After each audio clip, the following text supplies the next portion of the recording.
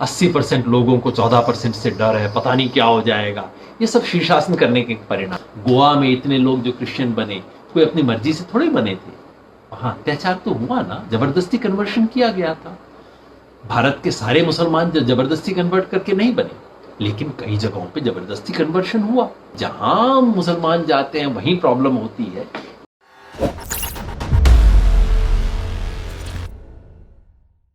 हर चीज ना डंडे से सेटल नहीं होती है। पता नहीं क्यों हम लोगों को लग गया है कि इस देश में हर चीज पे डंडा लगाओ, सेट हो जाएगा मामला।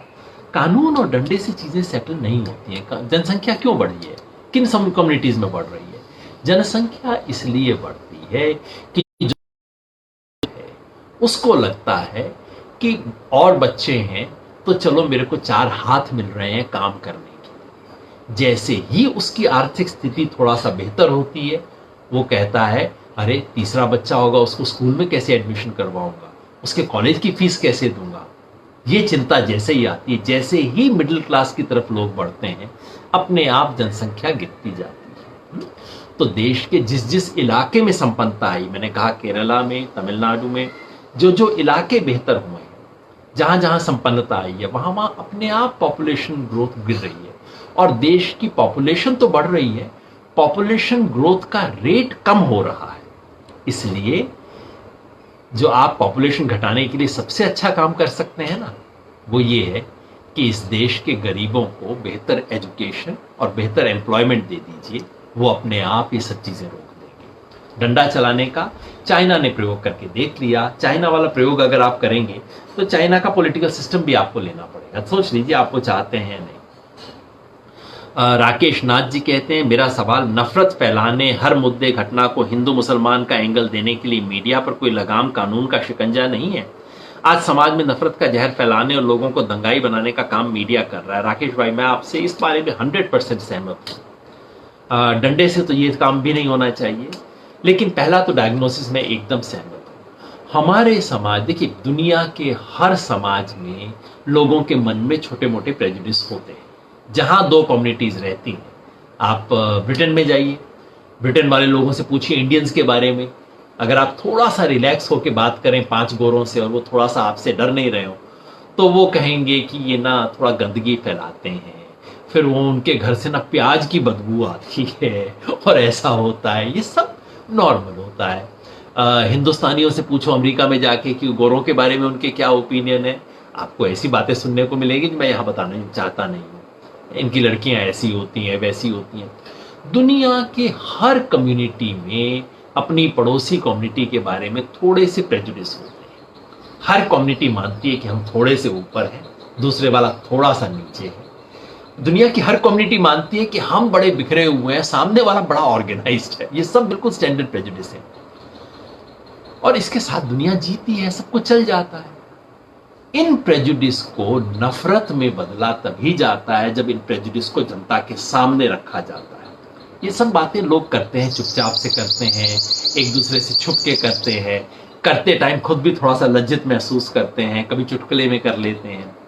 लेकिन जब इन बातों को टीवी पे किया जाए, जब इन बातों को सार्वजनिक सभा में किया जाए, इन बातों को आर्टिकल में लिख के किया जाए, फिर हर एक को लगता है भाई ये बात तो कहना ठीक है, तो सिर्फ ऐसा मजाक नहीं है। आपको ध्यान होगा सिख कम्युनिटी के बारे में कितने मजाक चलते हैं, हम सब जानते हैं। मैंने तो ज्यादातर सिखों के मुंह से सुने हैं, क्योंकि वो कॉन्फिडेंट कम्युनिटी है, खुल के हंस लेते हैं। अब उन बातों को यदि आप खड़े होके अखबार के अंदर लिख के हेडलाइन बना के छापना शुरू कर दें, आप टीवी के अंदर इन चीजों पे चर्चा शुरू कर दें, तो क्या हालत होगी। ये कर दिया है हमने देश में। एक साधारण हिंदू मुसलमान में एक दूसरे के प्रति छोटे छोटे पूर्वाग्रह हैं, हमेशा रहते हैं। हिंदू मुसलमान छोड़ दीजिए, हिंदुओं में अलग अलग जातियों को देख लीजिए, हर एक के बारे में एक दूसरे के बारे में पूर्वाग्रह है।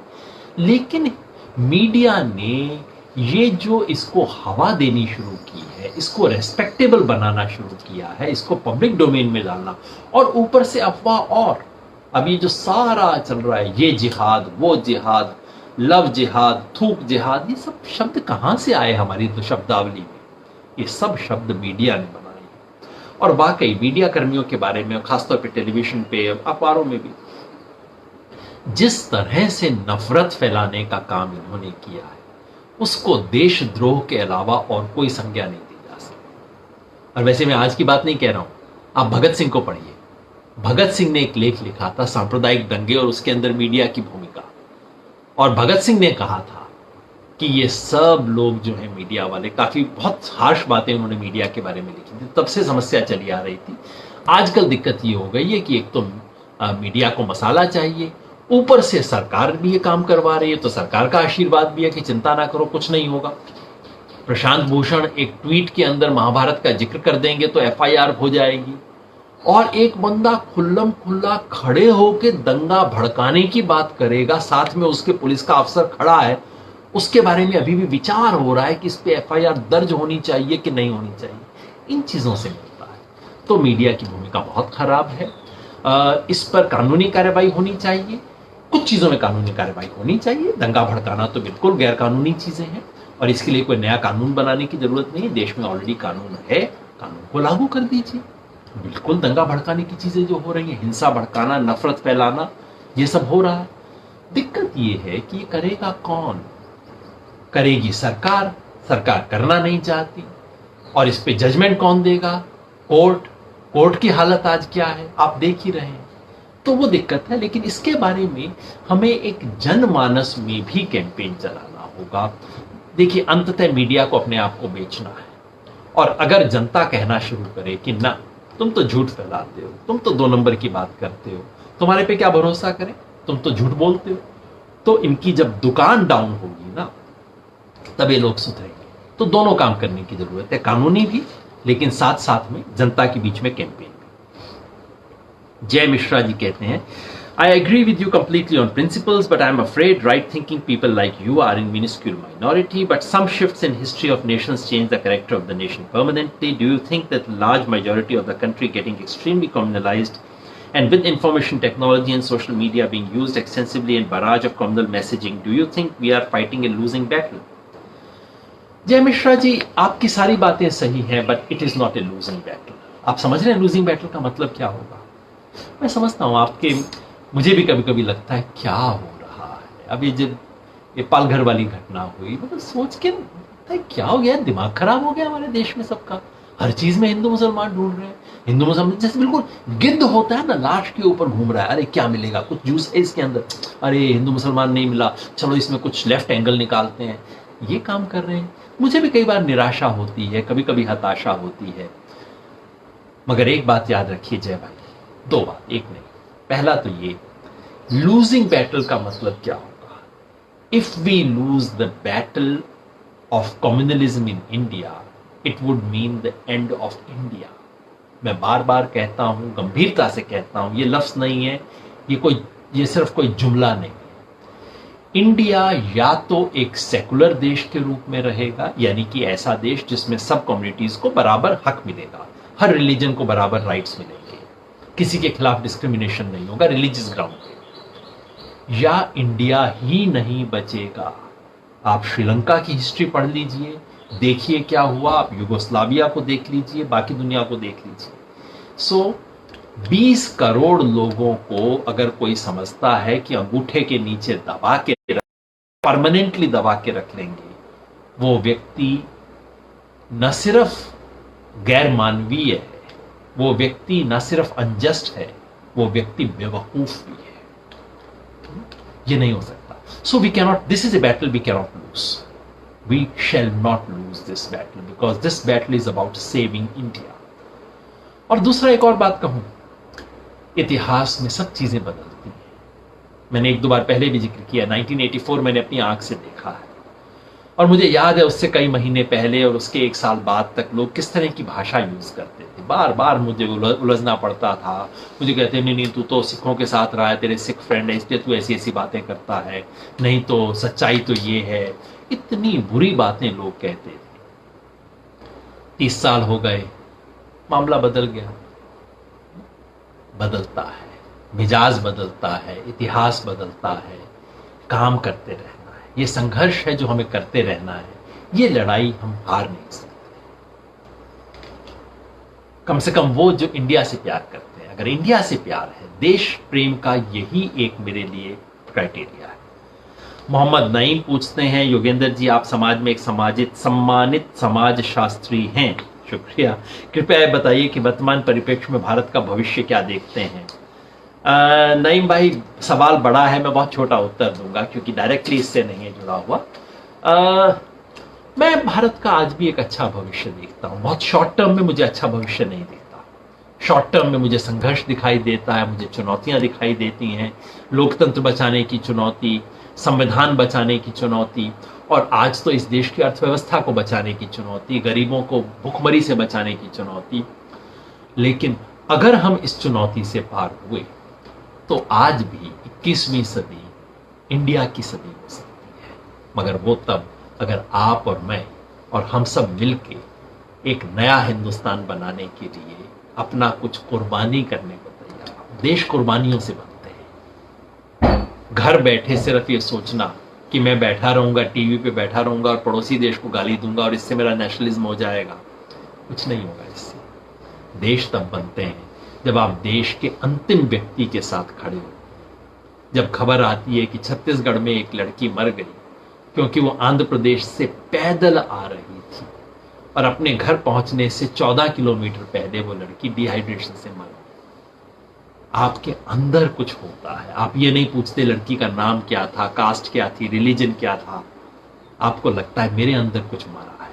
तब नेशन होता है। जब आप संकल्प लेते हैं कि ये मैं नहीं होने दूंगा, इससे नेशन होते हैं। आज वो लोग कम हो गए हैं, लेकिन बदलेगा, वक्त बदलेगा और चीजें बेहतर होंगी। आज सेकुलर राजनीति की जो अग्नि परीक्षा हो रही है वो उसमें पास हो जाएगी। अगर आपकी बात मान लें तो सेकुलरवाद को बचाने के लिए क्या करना होगा, आपका ही सवाल, नईम भाई का ही सवाल है। तो पास हो जाएगी सवाल पे तो मैंने बोल दिया भैया। हम अपनी माँ के बारे में तो सवाल नहीं कहते ना कि अच्छा is it a lost battle, छोड़ दें क्या, माँ बीमार है, अस्पताल में है, जाना छोड़ दें क्या, बीमार है अब तो गई, छोड़ो तो जाने का क्या फायदा। वी डोंट से दैट ना, it's not a lost battle. Battle for saving India is not, cannot be a lost battle. जब तक हम जिंदा हैं, जब तक हमारे सांस है, तब तक ये लॉस्ट बैटल नहीं। मेरी बात मान ले तो सेकुलरवाद को बचाने के लिए क्या करना होगा। कल मैंने 2-4 चीजें कही थी, मैंने वो बातें कही थी जो थोड़ा कड़वी थी। सेकुलर लोगों को भी बदलना होगा। पहला, सेकुलर लोगों को धार्मिक आस्था को समझना होगा, सांस्कृतिक संस्कार से जुड़ना होगा। इस देश के एक सामान्य व्यक्ति की जो धारणा है उसकी भाषा हमें सीखनी पड़ेगी जो गांधी जी ने सीखी। दूसरा, कल मैंने कहा था सेकुलर लोगों को कंसिस्टेंट होना होगा। अगर कोई गड़बड़ मुसलमानों ने की है खुल के बताइए, हिंदुओं ने की है खुल के बोलिए। हिंदू, मुस्लिम, क्रिश्चियन, सिख, जहां पे जिस तरह का कम्युनलिज्म हो, हर किस्म के कम्युनलिज्म के बारे में उतना ही कंसिस्टेंटली बोलिए। कश्मीर घाटी में अन्याय होता है उसके बारे में बोलिए, कश्मीर के पंडितों पे अन्याय होता है उसके बारे में बोलिए। तीसरी चीज, सेकुलरिज्म को बहुत बड़ा संकल्प करना होगा। इस वक्त सेकुलरिज्म को बचाना, भारत को बचाने की स्ट्रगल है, उस संकल्प से और लंबी तैयारी करनी होगी। ये तैयारी करनी होगी कि हमें लोगों का मानस बदलना है। सेकुलरिज्म को बचाना सिर्फ इलेक्शन की लड़ाई नहीं है। किसी पार्टी को टंगड़ी लड़ा के इलेक्शन के अंदर हरा देने से सेकुलरिज्म नहीं बच जाएगा। कल को बीजेपी हार गई, सेकुलरिज्म नहीं बचेगा, कांग्रेस वही काम करेगी। सेकुलरिज्म को बचाने के लिए लोगों का मन बदलना होगा। मन बदलने की लड़ाई बहुत लंबी लड़ाई है, उसके लिए कमर कसनी होगी। ये मोहम्मद सईद जी कहते हैं, जो दुखद घटना साधु के साथ हुआ है बहुत गलत है, बट जो तलवार एंड बंदूक सोशल मीडिया पर लहराए जा रहे हैं, क्या ये आतंकवादी सेना नहीं है? भारत में इस तरह सोशल मीडिया पर तलवार बंदूक लहराना कब बंद होगा? अब मैंने इससे पहले खुद ही कहा, मुझे लगता है एक तो लिंच मॉब वो है जिसने उन 2 संतों को मार दिया, और एक लिंच मॉब ये है जो पिछले 48 घंटे से घूम रहा है। मतलब बिल्कुल जैसे मैंने अभी कहा है, तो गिद्ध वाला मामला है कि भाई लाश पड़ी है, देखो इसमें कुछ मांस नोचने को मिलेगा क्या, कहीं हिंदू मुस्लिम एंगल मिल जाए तो कितना मजा हो जाएगा। ये जो है ये तोड़ देगा इस देश को, और हमें इसका विरोध करना होगा, इसके बारे में खड़ा होना होगा। और ये कब तक चलेगा? जब तक हम लोग नहीं बोलेंगे, जब तक इस देश का साधारण व्यक्ति खड़ा होकर नहीं कहेगा बस अब बंद करो। और मैं समझता हूं ये जो कोरोना वायरस है ये एक बहुत बड़ा क्राइसिस है, और एक बड़ा क्राइसिस बड़ी अपॉर्चुनिटी होता है। इस क्राइसिस के बाद हर हिंदुस्तानी को कहना चाहिए, भैया मेरे देश की अर्थव्यवस्था चौपट हो गई है, करोड़ों लोगों को रोजगार नहीं, और जो हिंदू मुस्लिम अब करेगा उसका करो मुंह बंद, जो घृणा फैलाने की कोशिश करता है उसको करो जेल में बंद, और राष्ट्र के निर्माण की बात हो, और कोई बात के लिए इस वक्त जगह नहीं है। ये बात हमें कहनी होगी, इसके लिए लड़ना होगा। संभाजी गायकवाड़ पूछ रहे हैं, sir how reservation and UCC are linked. ये रिजर्वेशन का सवाल मैं एक दिन अलग से ले लूंगा। यूनिफॉर्म सिविल कोड और रिजर्वेशन डायरेक्टली लिंक्ड नहीं है। यूनिफॉर्म सिविल कोड पे आप जो भी पोजीशन ले, रिजर्वेशन उससे अलग है, वो अलग चल सकता है, दोनों लिंक्ड नहीं। आर्यन शर्मा, हिंदू लोगों ने जैनों, बौद्धों, पारसियों और सिखों के साथ तारतम्य बना लिया, क्या कारण है कि मुसलमानों के साथ ही विवाद हो रहे हैं? भारत ही नहीं पूरे विश्व में जहां मुसलमान हैं वहां युद्ध हो रहा है, ऐसा क्यों? भाई आपकी बात सही नहीं है। आपने इसके अंदर क्रिश्चियंस का नाम लेना आप भूल गए। ये देखिए, जैन, बौद्ध और सिख धर्म जो हैं, ये हमारे अपने देश में पैदा हुए रिलीजन है ना। तो इनके साथ, और जिसे आज हम हिंदू धर्म कहते हैं, आज आपकी ये भाषा है ना कि हिंदू धर्म ने सिखों के साथ ये संबंध बना लिया। आज से 400 साल पहले तो अलग थे ही नहीं। और आज भी एक औसत व्यक्ति के मन से पूछिए वो जैन के बारे में क्या सोचते हैं, एक औसत जैन से पूछ लीजिए, वो अपने आप को हिंदू मानता है। हमारे देश के होम मिनिस्टर अमित शाह जी मेरे विचार से जैन हैं, तो वो तो हिंदू की ऐसे बात करते हैं जैसे वो माइनॉरिटी वाली बात ही नहीं करते ना। तो ये जो धर्म है इनको अलग देखिए। जो धर्म बाहर से आए, पारसी धर्म इन एनी केस इतनी छोटी संख्या में है, उनकी तो गिनती ही बिल्कुल, वो तो एक छोटी सी ऑनक्लेव है। जैसे दूसरा मैं आपको इसका उदाहरण दे दूं, ज्यूज, भारत में ज्यूज भी हैं, आपको पता भी नहीं होगा कि है, बहुत छोटी संख्या में है ना। जो बड़े दो रिलीजन बाहर से आए, वो एक क्रिश्चियनिटी और दूसरा इस्लाम। ये दोनों रिलीजन इस देश में इन्वेजन से पहले आए। इस देश में इस्लाम मोहम्मद साहब के तुरंत बाद आ गया था, और इस देश में क्रिश्चियनिटी क्राइस्ट के एकदम बाद आ गई थी। लेकिन बड़ी संख्या में यहाँ पे लोग मुसलमान और ईसाई बाहरी आक्रमण के बाद हुए। तो कहीं ना कहीं ये दोनों सब रिलीजन बाहरी आक्रमण के साथ जुड़े, लोगों की मेमोरीज उसके साथ जुड़ी, उसमें अत्याचार भी हुए, उसके अंदर एक्सप्लॉयटेशन भी हुआ। गोवा में इतने लोग जो क्रिश्चियन बने, कोई अपनी मर्जी से थोड़े बने थे, वहां अत्याचार तो हुआ ना, जबरदस्ती कन्वर्शन किया गया था। भारत के सारे मुसलमान जबरदस्ती कन्वर्ट करके नहीं बने, लेकिन कई जगहों पे जबरदस्ती कन्वर्शन हुआ। तो जाहिर है कोई बाहर से रिलीजन आया, आक्रामक लोगों के साथ मेंटल एसोसिएशन उसका हुआ, और उसकी मूलभूत मान्यताएं हमारे यहाँ के बाकी धर्मों से बहुत अलग है। इसलिए जाहिर है उसमें डिफरेंस होगा, जाहिर है क्लैश होगा। ये तो कोई स्वाभाविक बात है। इसको हैरानी की बात यह है कि हमने एसिमिलेट कितना कर लिया है, ये हैरानी की बात है। जो जैन धर्म और हिंदू, जिसको आज हम अलग से धर्म बना के बोलते हैं, इन सब का एक दूसरे से संवाद है। जैसे ज्यूज, क्रिश्चियनिटी और इस्लाम, इनका संवाद है एक दूसरे से, है ना। तो ये दो अलग तरह के रिलीजन हैं, इनमें एक तरह का टेंशन और क्लैश होना बहुत स्वाभाविक है। आपके सवाल से मुझे लग रहा है, कह रहे हो कि हो ना हो, कुछ मुसलमानों में प्रॉब्लम है, जहां होते हैं कुछ लफड़ा करते हैं। ऐसा नहीं है। दुनिया के बहुत देश हैं, अलग अलग तरह का अनुभव है। ये जो एक मान्यता बना दी गई है ना कि जहां मुसलमान जाते हैं वहीं प्रॉब्लम होती है, ये फैक्चुअली सच नहीं है। थोड़ा सा आप भी ध्यान देखिए, पूरे दुनिया के देशों को देखिए, उसके हमें पता लगेगा, तो हमारी समझ उससे थोड़ा बेहतर हो जाएगा। विदेशी अवधारणा बात कीजिए कि भारत में सेकुलरवाद के आदर्श का क्या मतलब है। सेकुलर शब्द विदेशी है, धारणा विदेशी नहीं है। सेकुलरवाद का साधारण शब्दों में आप पूछ रहे हैं, मेरा साधारण शब्दों में इसके 2-3 मतलब है। नंबर 1, भारत में किसी एक मजहब धर्म के लोगों का बोलबाला नहीं होगा। भारत किसी एक धर्म के लोगों का देश नहीं होगा। जैसे इस्लामिक रिपब्लिक ऑफ पाकिस्तान, वैसा हिंदू रिपब्लिक ऑफ इंडिया नहीं होगा। सेकुलरिज्म का पहला प्रिंसिपल ये। दूसरा प्रिंसिपल ये, सब धर्मों को अपने धर्म को मानने की और उसका प्रैक्टिस करने की, प्रोपोगेट करने की, प्रचार करने की पूरी स्वतंत्रता होगी। तीसरा, सेकुलरिज्म का मतलब ये कि धर्म के आधार पर कोई भेदभाव नहीं किया जाएगा किसी के साथ भी। आपको ये नहीं कहा जा सकता कि आप इलेक्शन में खड़े हो सकते हैं, नहीं खड़े हो सकते, ये सब बात आप धर्म के आधार पे नहीं कह सकते। जैसे पाकिस्तान में नियम है कि आपको मेंबर है, वहाँ की पार्लियामेंट का मेंबर होने के लिए इस्लामिक होना जरूरी है। कुछ देशों में नियम है कि आप वहाँ के प्रधानमंत्री तभी बन सकते हैं जब आप फलां रिलीजन के होंगे। ये डिस्क्रिमिनेशन है। सेकुलरिज्म का मतलब डिस्क्रिमिनेशन नहीं हो सकता धर्म के आधार पर। और सेकुलरिज्म का ये भी मतलब है कि सभी धर्मों के लोगों को अपनी धार्मिक संस्थाएं बनाने का, धार्मिक कामकाज को चलाने की पूरी आजादी हो। तो सेकुलरिज्म के ये सब मतलब हैं। और मैं समझता हूं इस साधारण अर्थ में सेकुलरिज्म विदेशी नहीं है।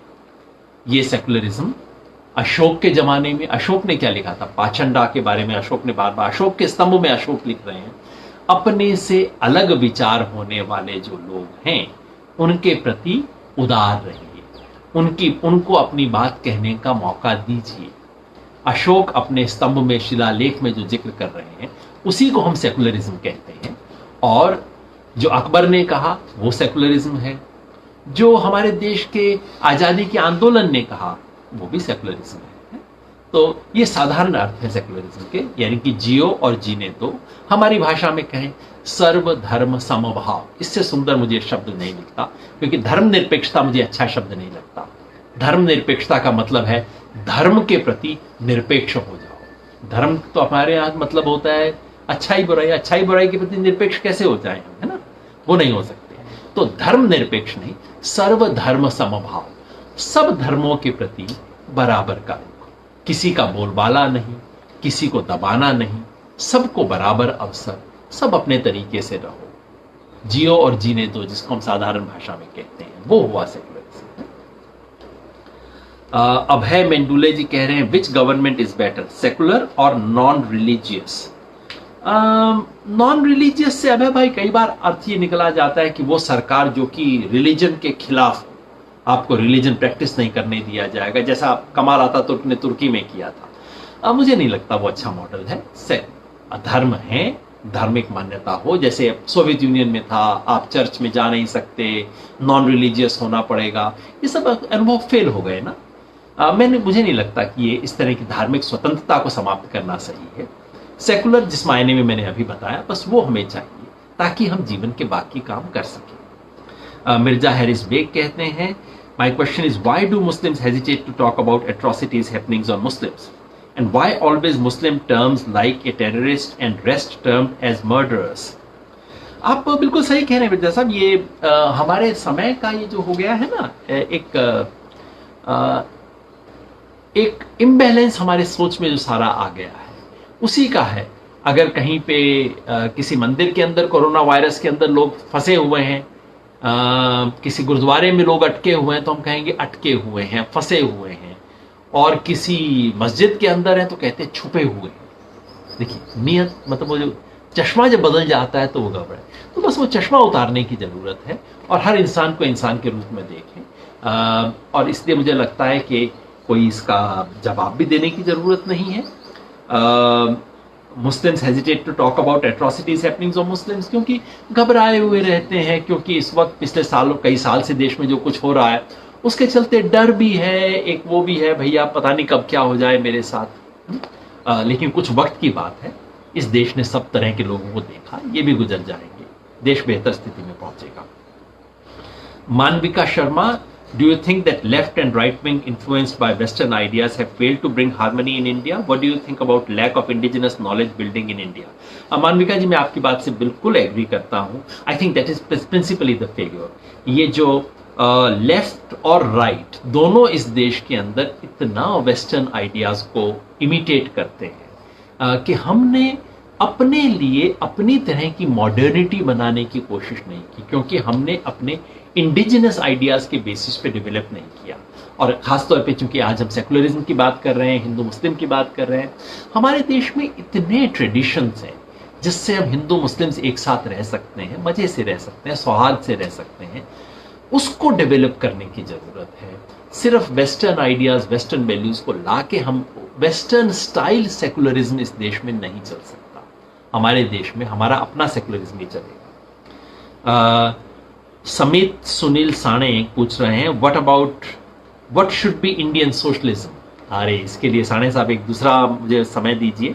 साणे नाम से मुझे वैसे साणे गुरुजी की भी याद आ गई। कभी और समय दीजिए। भारत में समाजवाद कैसा होना चाहिए, इसके बारे में मैं अलग से चर्चा करूंगा। आशुतोष मिश्रा पूछ रहे हैं, क्या सेकुलर होने के लिए नास्तिक होना जरूरी है? बिल्कुल नहीं भाई, ये गांधी जी के उदाहरण से यही बात मैंने कही।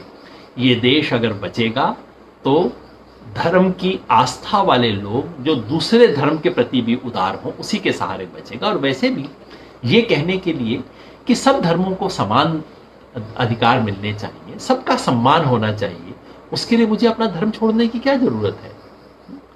और ये जो सोचना कि मेरा धर्म ही दुनिया में कबूल हो, बाकी तो कोई अगर मेरा धर्म मानता नहीं है तो गड़बड़ है, इसको तो ठीक करने की जरूरत है, मैं तो समझता हूं ये अधार्मिक होने के लक्षण है, इसके विरुद्ध होना चाहिए।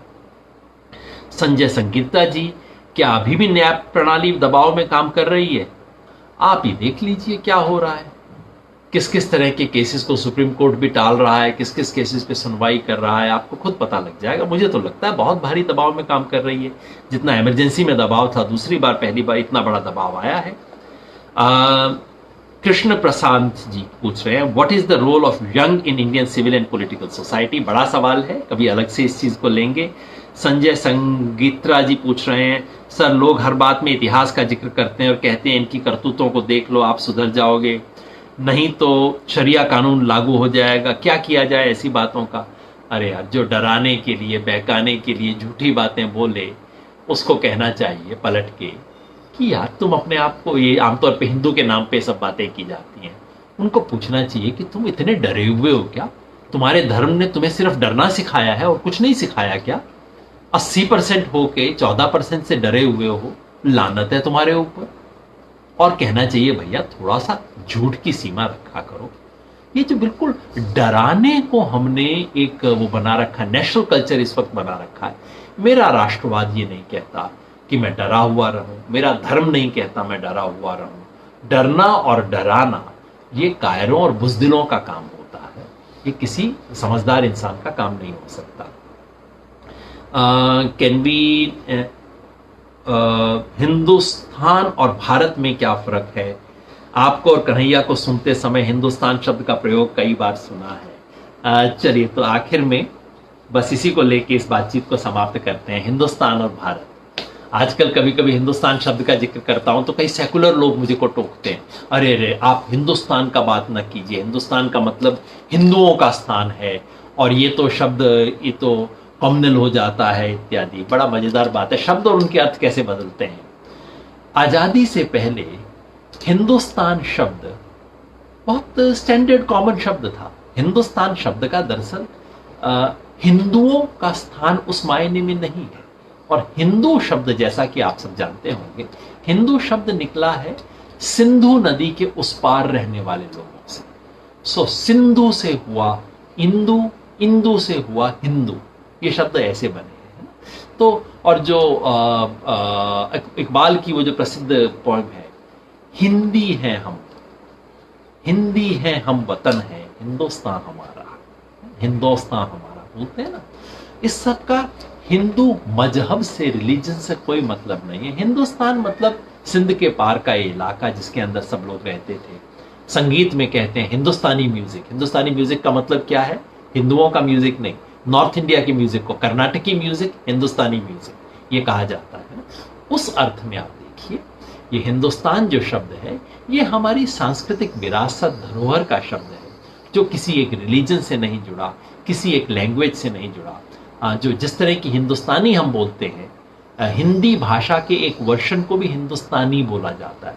और महात्मा गांधी कहते थे भारत की भाषा हिंदी नहीं हिंदुस्तानी होनी चाहिए।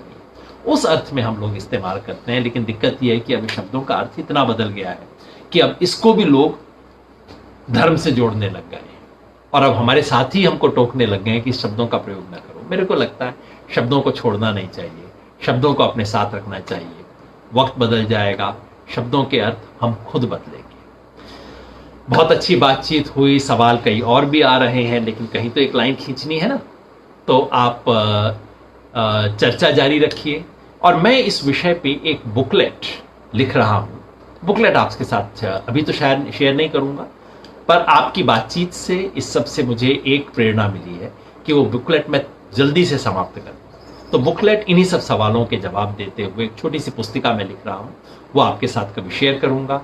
इस पे बातचीत करेंगे। आखिर में बस एक बात फिर मैं याद करना चाहता हूं, ये सब सवालों के जवाब आपको खुद मिल जाएंगे, गूगल पे सर्च कर लीजिए, आपको मिल जाएंगे।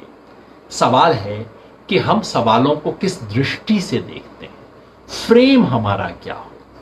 हम कई बार सर के बल खड़े होकर जो देखना शुरू कर देते हैं कि 80% लोगों को 14% से डर है, पता नहीं क्या हो जाएगा, ये सब शीर्षासन करने के परिणाम है। शीर्षासन करना छोड़ दीजिए, सर के बल खड़े हो जाइए, मतलब सर के बल खड़े नहीं, पांव के बल खड़े हो जाइए।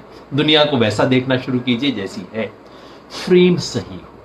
इसके लिए आप भी कोशिश कीजिए, मैं भी कोशिश करूंगा।